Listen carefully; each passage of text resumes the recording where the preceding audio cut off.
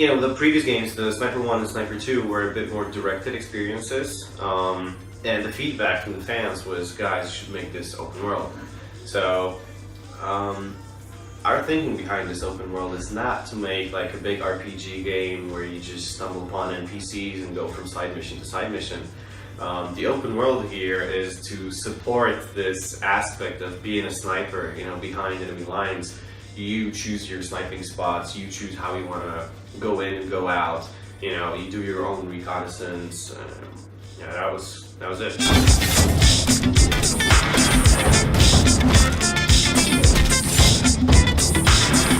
It's 3 maps, 3 large open maps, each of about 9 square kilometers, so it's 27 square kilometers approximately.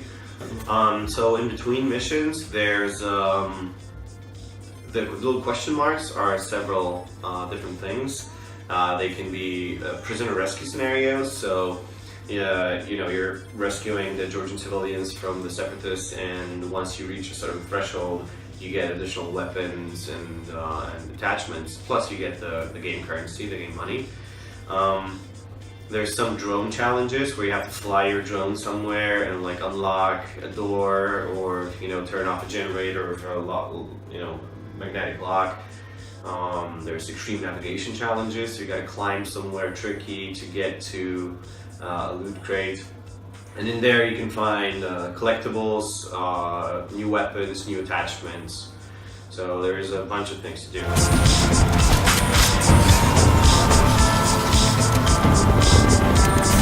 So you have a bunch of different types of scopes, and you can swap them between the rifles. There's silencers, there's bipods, there's different optics, so like collimators and laser sights, there's flashlights, extended magazines. So yeah, there's every weapon is customizable in the game. They ambushed us. Because it's underutilized, not many people have made games or movies or anything that's set in Georgia. So we thought, you know, this is a very exotic, cool looking place. Plus, it's actually seen a lot of conflict, and we feel like this resonates well with the story that we're trying to tell. So just as a segue into the story, you play as John North, an American sniper sent to Georgia to stop a local separatist movement from taking over this entire region. But this is the backdrop.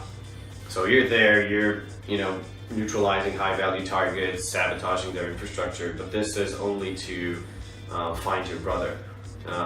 His name is Robert, and he's been kidnapped in front of you 23 months before, and you know, you got some intel that he's there. He's in Georgia, and you want to go in there and find him. There's you, a lone gunman, lone wolf. You're representing like the Western influence. There's the separatists who want to, you know, break off from the official government, and you know, we're going to be exploring their story in the DLC heavily, like telling the other side of the story, because in here they're kind of portrayed as the bad guys, but there's this other faction that I can't officially tell a lot about, which because it's kind of a spoiler, but there's also like this outside influence that kind of fuels the conflict.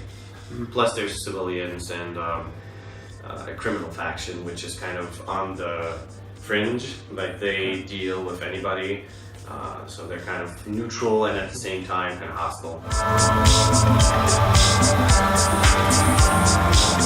Well, this one was made pretty much from scratch, but we did keep a lot of the shooting mechanics because we feel like they've been done pretty well. But we did improve upon them, so we even had the feedback from the beta, which was, I think, a month ago or a month and a half ago. That was actually one of the reasons why we postponed the release the last time. We just got so much feedback from the fans that we just had to implement some of those. We also revamped the wind indicator because it was confusing to some people. Now it's a lot more readable.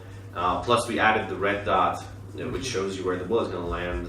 We didn't want to initially add that, but a lot of players were saying that this would make the game a lot more accessible. We want to, have players who are not hardcore sniper fans play the game.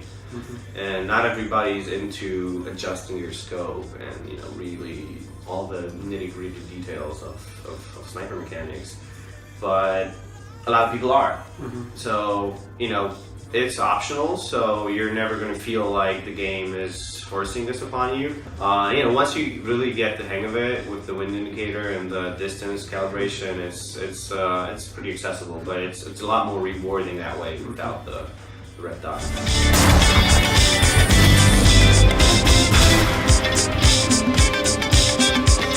It actually helps because it enforces this fantasy of being a sniper. So you're in there, you want to do your own reconnaissance and plan how you want to do it. So, you got to create the locations in a way that they don't clearly favor one style over the other. So when you're on a mission, you're not going to have a place where you can take out everybody. If you want to play through the entire mission as a sniper, you're going to have to switch it up. You find another angle, find another sniping spot, or go in and try shooting people with an AK or something. So creating those locations, we had one goal in mind, and it was to accommodate all three play styles. So you're always going to have sniping spots, and you can play as a ghost, sneaking around, and as a warrior. Well, that's the easiest part.